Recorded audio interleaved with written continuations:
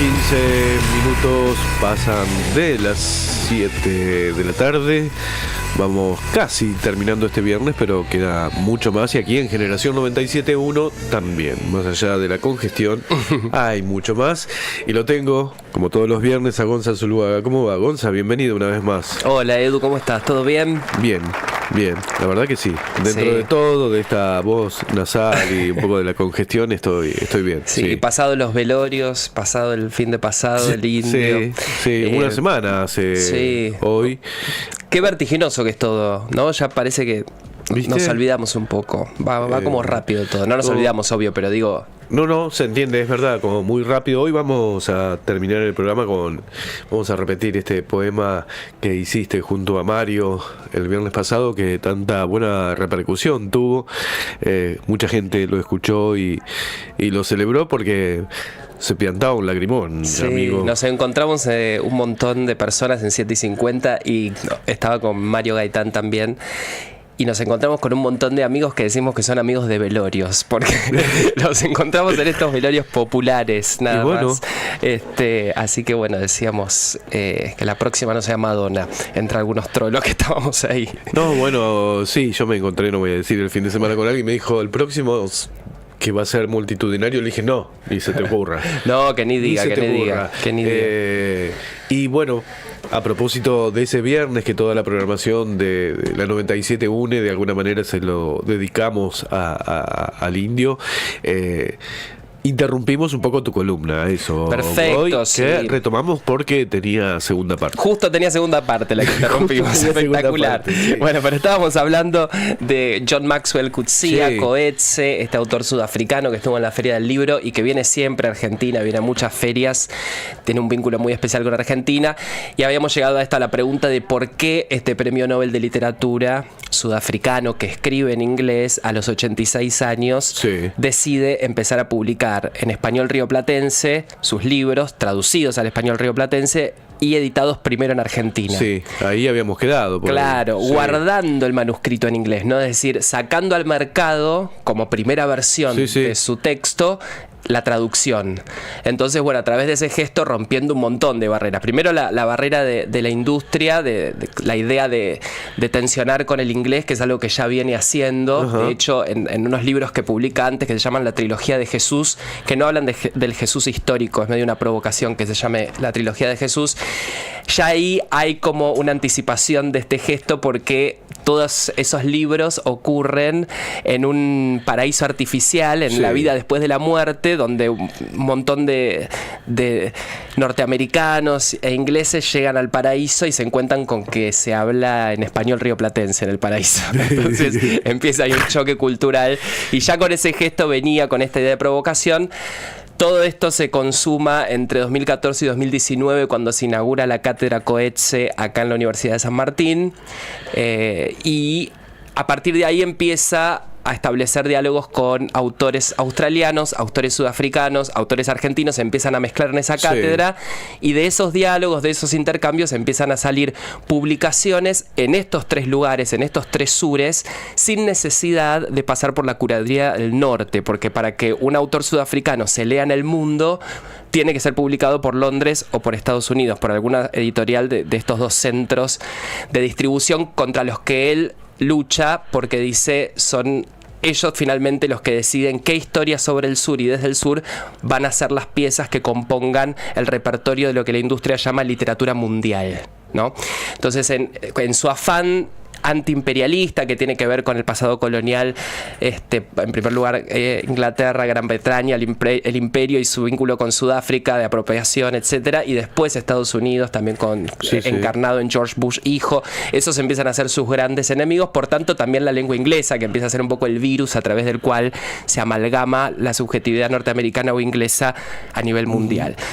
Y en este marco empiezan a surgir experimentos de libros que salen primero acá junto con El Hilo de Ariadna, que es una editorial argentina, y salen, por ejemplo, estos dos primero, son los últimos dos, con El Hilo de Ariadna, Don de Lenguas, acá está, que es una conversación entre Coetzee y Mariana Dimopoulos, la traductora argentina, a propósito de este otro libro que se llama El Polaco, que es un libro de ficción que Mariana Dimopoulos traduce. Y este es el que sale al mercado sin que salga el original en inglés. Bien. El polaco, es el que estaba escrito en inglés, que Mariana Dimopoulos traduce y que Coetzee saca desde el sur, desde una editorial argentina, a todo el mundo, pero en castellano. Ocultando, claro. Y cuando las industrias del norte le piden, danos el original, él dice, no, el original es este. El original es el que escribió Mariana Dimopoulos, que ya no es una traductora, es mi coautora. Y ahí dicen, nosotros no vamos a traducir. Vaya que separa el tipo de... Claro que separa. Y la industria le dice, nosotros no vamos a traducir desde el inglés, desde el español del sur al inglés del norte. Eso no puede pasar. Y entonces dice, bueno, entonces esperen, porque esto en inglés no sale. Y acá está el polaco, que va de la mano de porque en Mariana Dimopoulos y Coetzee van a discutir sobre cómo produjeron este libro, entre otras cosas, porque como ambos vivieron entre lenguas por sus orígenes, también comparten esas experiencias y van a compartir parte de la historia de Sudáfrica y parte de la historia argentina en términos de cómo la unión nacional a través del inglés en Sudáfrica, la unión nacional a través del español en Argentina, acarrean un montón de violencias. Lo interesante de este libro, de Don de Lenguas, es que pudiéndolo traducir Mariana Dimopoulos, llaman a Esther Cross. Es decir, ellos van a dialogar en inglés, Esther Cross va a traducir al español ese diálogo y va a salir no sale en inglés, sale en español rioplatense. Entonces son 3 voces que componen el libro y él dice, somos coautores. Y también hay otra de las barreras que quiere romper, la idea de el autor único, genio, ¿no? Y pasar a una idea de escritura colectiva. Un tipo tan importante como el compartir con otros autores. No es un gesto muy común. No, es un gesto enorme y muy, muy interesante esa idea de dejar el ego de lado. Trae un montón de cuestiones filosóficas pensar que la escritura nunca es de uno, sino que es colectiva. Que es cierto, uno escribe con la lengua que habla, o que lee, o que consume, y uno también piensa de esa manera, pensar que las ideas son de uno, eso también es algo que es mentira y está probado en la historia porque surgen las mismas ideas en distintas partes del mundo al mismo tiempo sin internet, en la historia pre-internet. Entonces que hay una conexión en cómo metafísica, mágica, telepática sobre cómo circulan las ideas y cómo funciona el mundo de las ideas en el mundo, en su circulación, bueno, eso está claro. Y él apoya un poco eso sería muy filosófico, ¿no? Pensándolo filosóficamente. Después, concretamente, es decir, ¿no?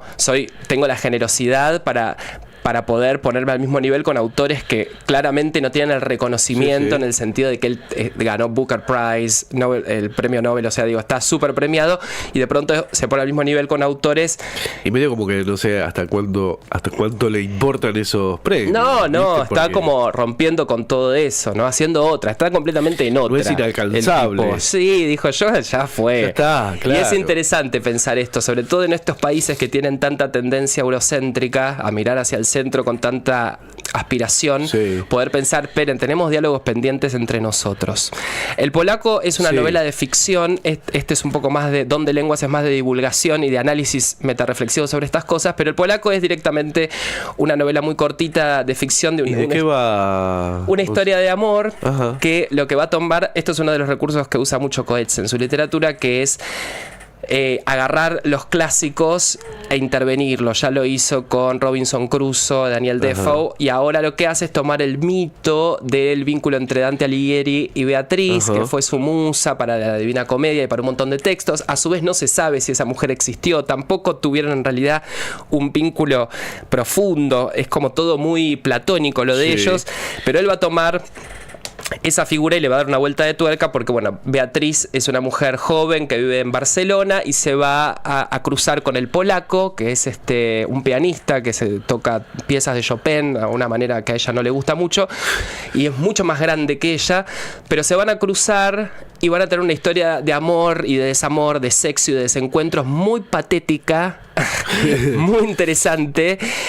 Y con muchas connotaciones en cuanto al uso de la lengua, porque el polaco no habla español y la española no habla en polaco. Entonces van a hablar en inglés entre los dos. Un inglés medio roto, porque es el inglés que más o menos pueden producir entre dos personas que son extranjeras de la lengua. Pero al mismo tiempo Mariana Dimopoulos es la que tiene que traducir esas tensiones al español de Argentina. Entonces es una locura mágica, es como un conjuro toda la novela.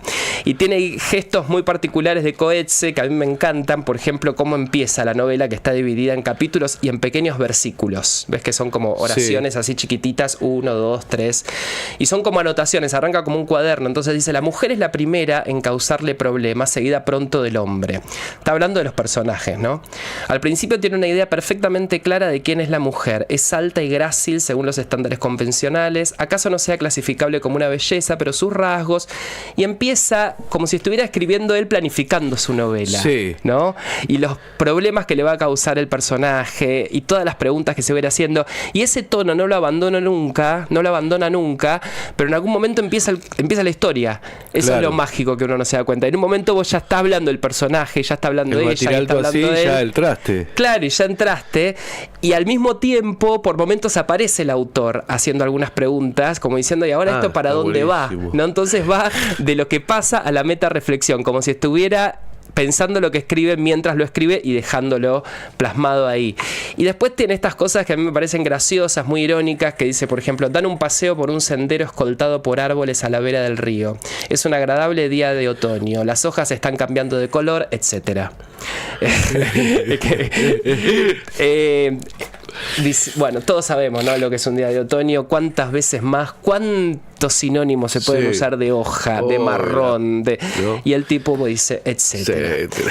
El polaco es re entretenida y es fundamentalmente una historia de amor patética, en el sentido de que están buscando cosas muy distintas los personajes. Él es un poco como Dante, buscando una musa que lo caliente y que además le haga escribir y le haga producir arte, y pasado de rosca con ella. Y ella medio cansada, desgastada, y diciendo: bueno, está bien, yo tengo sexo con él, a ver, no me embole, bueno, a ver, pruebo de nuevo, no me gusta, lo voy a buscar, pero sí, pero no. Ella en otra. Y van a pasar un montón de cosas a partir de esa historia, a partir de la muerte de él, a partir de los hijos de él que aparecen. Bueno, es muy divertida. Y tiene esta tensión de lengua, ¿no? Y el otro, que salió, estos salieron juntos por lo de Ariadna, y este salió real hace un mes por Random House, que se llama Un mal salvaje. Es el último que voy a recomendar de Coetzee, que está escrito con Fabián Martínez Icardi, que es otro autor no tan conocido, digamos, con el que Coetzee empieza a mantener diálogos, porque él se encarga de estudiar mucho la conquista del desierto y el exterminio indígena en las zonas de la Pampa y de la Patagonia a finales del siglo XIX. Y además tiene una perspectiva muy particular, porque él está del lado de los beneficiados. Él es de las familias que recibieron tierras, que recibieron, no de las más acaudaladas, pero sí. Esas familias que lo que hicieron fue tratar con el Estado para establecerse, y además para esclavizar a aquellos indígenas que no fueron exterminados. Entonces él se encuentra como niño viendo a esos esclavos trabajar en sus tierras, y siente una profunda admiración por ese trabajo que hacen, y siente que se siente muy cercano a ellos, y empieza a establecer un vínculo que se sigue desarrollando, y que después deja las claras que las dos partes están ciegas al genocidio, porque justamente, bueno, y lo reflexionan en este libro, el genocidio no es solamente exterminar a la población, sino también la memoria. Entonces son dos personas, tanto el indígena con el que establece vínculo como Martínez Icardi, que no saben del pasado, y cuando empiezan a desenterrarlo, bueno, ahí se encuentran con el corazón del genocidio. Y Coetzee va a comparar esta situación con los pueblos sudafricanos, y van a ir analizando y comparando estos puntos de vista, porque Coetzee también es un africano blanco de familia privilegiada, que también vivió en estancias y que tuvo la misma experiencia cuando se hizo la conquista del desierto sudafricana, entre comillas. Y lo interesante es que Liliana Ancalao, que es la poeta mapuche que moderó la mesa en la Feria del Libro y que escribe acá la contratapa del libro, dice lo importante de la mirada, de que estos dos privilegiados, tanto Coetzee como Martínez Icardi, rompan su código de clase, rompan el código de silencio y puedan mirar a esos indios al mismo nivel y puedan sentir admiración por ellos, y que esa visión, que es valiente, tiene que ser recuperada y tiene que abrir un diálogo también. Entonces celebra esto, que es tristísimo, es un texto triste, además está acompañado de montones de documentos, de imágenes, pero es interesante la mirada de ella, de poder rescatar cómo estas dos personas, siendo de la clase que los oprimió, pueden igual hacer estas denuncias y recuperar estas historias desde un lugar de privilegio, ¿no? También. Está muy bueno, ¿no? Sí, así que Coetzee hay por donde quieran para agarrar. Gonza, mil gracias una vez más. No, perdón por esta voz así. Una vez, Edu, que tenés la voz mal, vos que sos el señor voz, el señor radio, como te dicen acá. Ponele. Gonza, un placer, como siempre. Te esperamos la próxima semana. Muchas gracias. Gonzalo Zuluaga en Generación 97.1.